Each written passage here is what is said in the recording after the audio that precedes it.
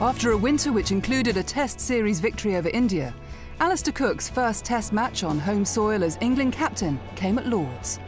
The opponents, New Zealand, whose solitary victory in a Test at the home of cricket came in 1999. Tim Southey's wickets, however, put the Kiwis in control as they bowled Cook's team out for just 232 runs in the first innings.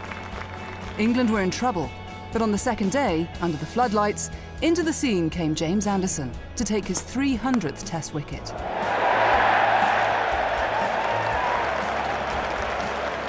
Former MCC young cricketer Ross Taylor scored fluently and troubled England's attack, but James Anderson went on to bag his fourth 5-wicket haul at Lord's.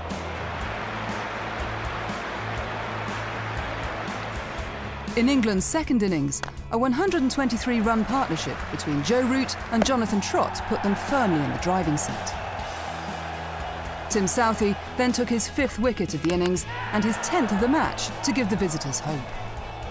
New Zealand needed 239 to win, but Stuart Broad had other ideas, ripping through the Black Caps in record time, with 5 wickets in just 5.4 overs. It was the quickest 5-wicket haul at Lord's since the First World War. MCC young cricketer Adam Dobb then dropped a catch, which inadvertently set up the winning wicket. James Anderson ran out Neil Wagner to complete England's 170-run victory.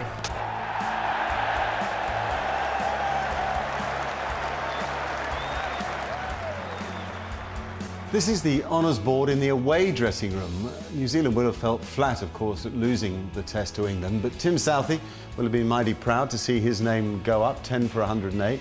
Just above him looked Dion Nash, lively bowler. Also a Kiwi, Malcolm Marshall, Andy Roberts. Some Australians of note, Bob Massey's performance here, one of the great swing bowling performances ever. New Zealand had finished the Test match here then, but of course, Lord's had more to offer them. It's 50-over cricket time.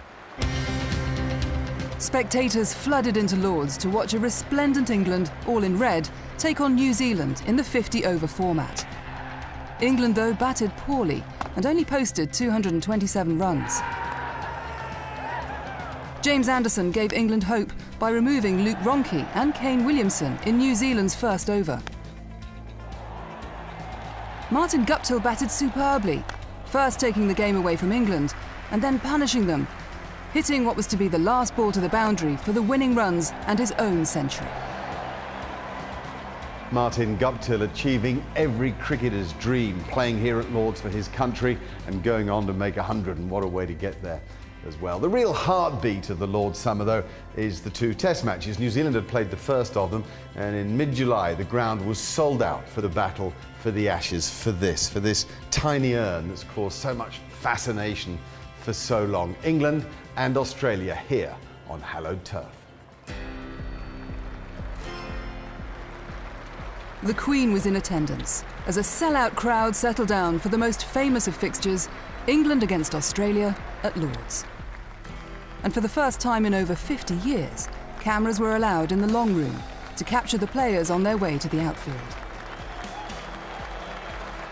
But England looked in serious trouble as they crumbled to 28 for 3.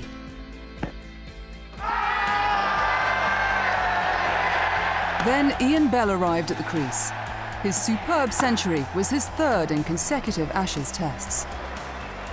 On the second day, Ryan Harris secured his own place on the Lord's honours board with a fantastic bowling performance. But the bizarre and the sublime brought Swan his own 5-wicket haul, as Australia collapsed to 128 all out in reply to England's 361. All this saw Joe Root back at the crease and in wonderful form to score his first century as opener for England. A star was surely born this 3rd day at Lord's. Joe Root must be on an England team sheet forever and a day. Perhaps he'll follow in the line of great Yorkshire opening batsmen Sir Leonard Hutton, Geoffrey Boycott and Michael Vaughan, to name but 3. That was his brother, incidentally, his younger brother, Billy Root, coming out to congratulate him, and Billy is on the MCC ground staff here at Lord's. Now, should you be unlucky and get rain when you come to watch cricket here, or should the cricket itself lack a bit of spice, you can come to the museum.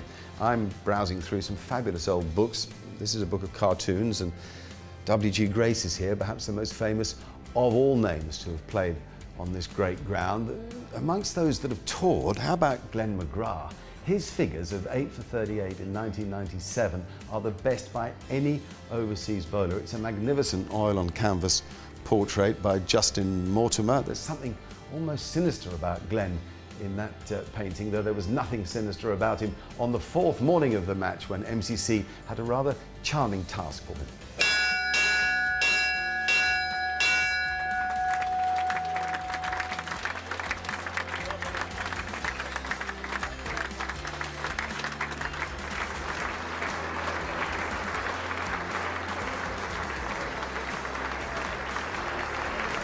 England declared on day 4 after Root lost his wicket, with Australia facing a notional 583 to win.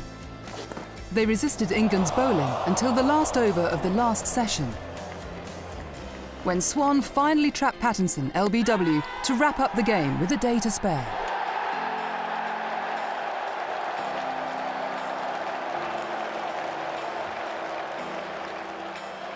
ECB awarded MCC with a very good pitch mark for the Ashes Test match.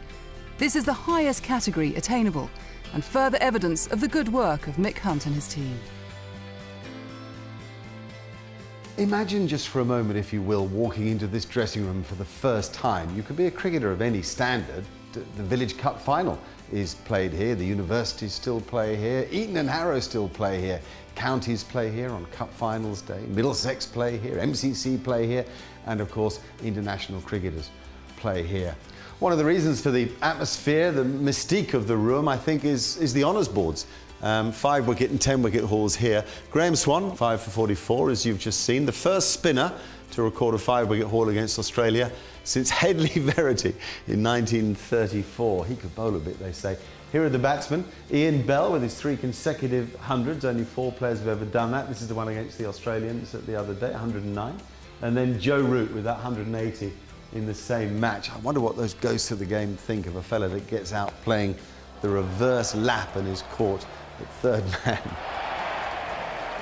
These dressing rooms inspire Test match cricketers, but as I mentioned earlier, they inspire cricketers of all talents, not least the county players who slog around the circuit all summer, but then get to play here on a big Cup final day. It was the YB40 this year, Glamorgan and Nottinghamshire, and of course the Nottinghamshire side features 2 of the guys on that board, Stuart Broad and Graham Swan. This year saw the 50th anniversary of the first limited overs final to be played at Lord's. Michael Lum and Alex Hales got Notts Outlaws off to a good start. Simon Jones checked their progress when he took 2 wickets in his last match for Glamorgan, before Notts captain Chris Reed carried his side to a total of 244 runs. 3 wickets each for Ajmal Shahzad and Samit Patel meant that Glamorgan never really threatened Nottinghamshire's total. Stuart Broad then finished the job off, taking 3 wickets in the final over to secure a first Cup final win for Notts at the home of cricket since 1989.